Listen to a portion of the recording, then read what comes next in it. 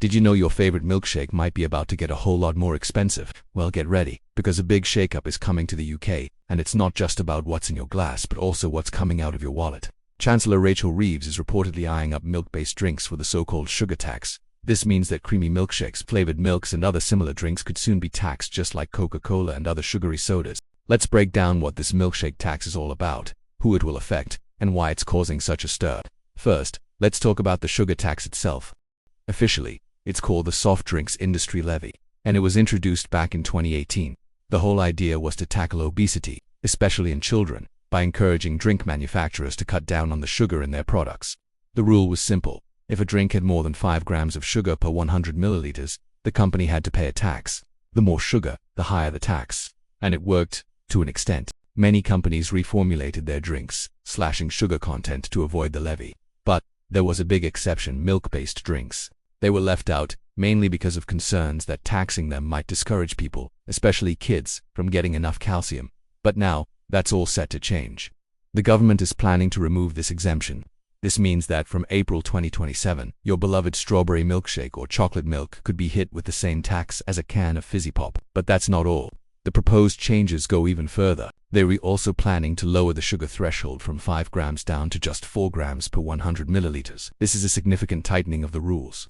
The government expects this move to bring in an extra £50 to £100 million in tax revenue. It's a way for them to raise money without breaking their big election promise of not raising income tax.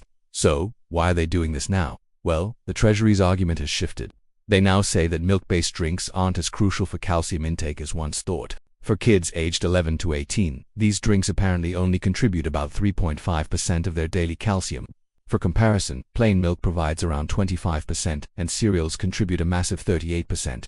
So, the government's logic is that taxing sugary milkshakes won't have a major negative impact on children's bone health, but it could help reduce their overall sugar consumption. On the surface, it sounds like a reasonable plan to promote healthier choices, right? While the drinks industry is not happy at all. In fact, they're furious.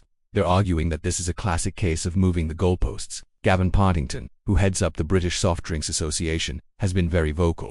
He has pointed out that the industry has spent years and millions of pounds reformulating their products to meet the original sugar tax rules.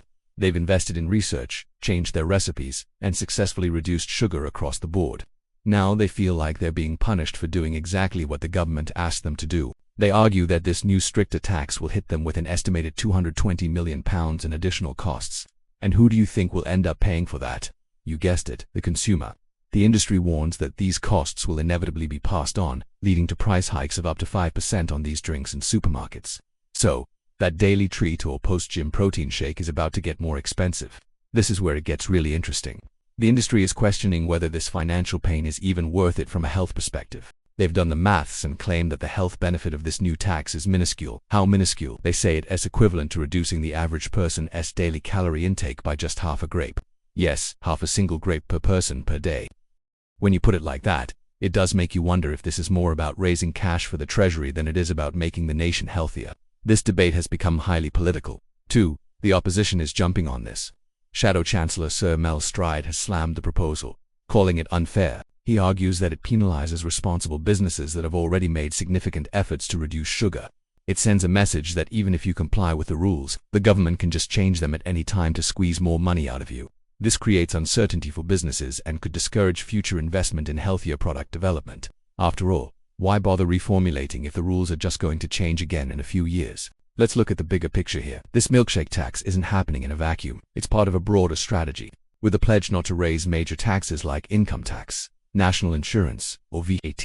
The government is looking for other, less direct ways to fill its coffers. They're exploring what some are calling stealth taxes. These are smaller, targeted levies that might not grab headlines in the same way as an income tax hike but add up over time. We're talking about potential new taxes on things like luxury homes, electric vehicles, online gambling, and even dividends.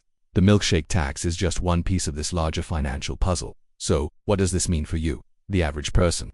If you're a fan of flavored milk, milkshakes, or even some coffee-based drinks from your local cafe or supermarket, you can expect to see prices creep up from 2027. It might not be a huge increase on a single drink, but if it's a regular purchase, it will certainly add up over the course of a year. For parents, it's another thing to think about when doing the weekly shop. Will the higher price make you think twice about buying that chocolate milk for your kids?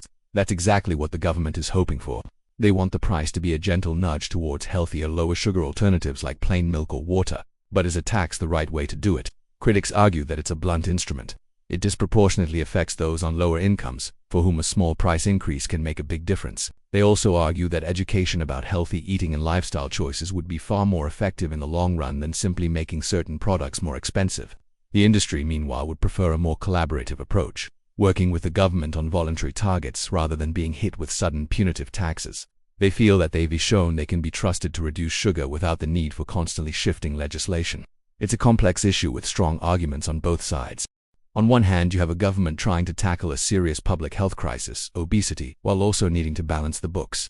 From their perspective, extending the sugar tax to milk-based drinks is a logical next step. It closes a loophole and encourages further sugar reduction in a product category that is popular with children. On the other hand, you have an industry that feels unfairly targeted. They've already made huge strides in making their products healthier and now face significant new costs for what they claim is a negligible health benefit. And caught in the middle is the consumer, who will ultimately foot the bill. The final decision on the milkshake tax is expected to be confirmed in the upcoming budget. It will be fascinating to see which way the government leans.